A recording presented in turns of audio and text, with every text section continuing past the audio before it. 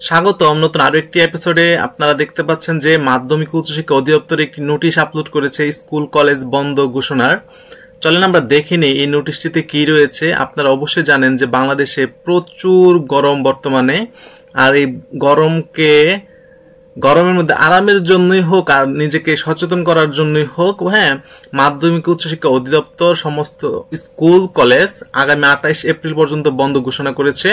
আর সেই নোটিশটি এখানে বলা আছে সারা দেশের উপর দিয়ে প্রবহমান তীব্র তাপদাহের কারণে স্বাস্থ্য ঝুঁকি এড়াতে শিক্ষা প্রতিষ্ঠান খোলা প্রসঙ্গে আপনাদের যেখানে বলা আছে যে সকল সরকারি ও বেসরকারি শিক্ষা প্রতিষ্ঠানের ছুটি আগামী 25 এপ্রিল বৃহস্পতিবার পর্যন্ত বর্ধিত করা হলো। 26 তারিখ শুক্রবার এবং 27 তারিখ শনিবার থাকায় প্রতিষ্ঠান যথারীতি খুলবে হচ্ছে এপ্রিল মাসে 28 তারিখ রবিবার।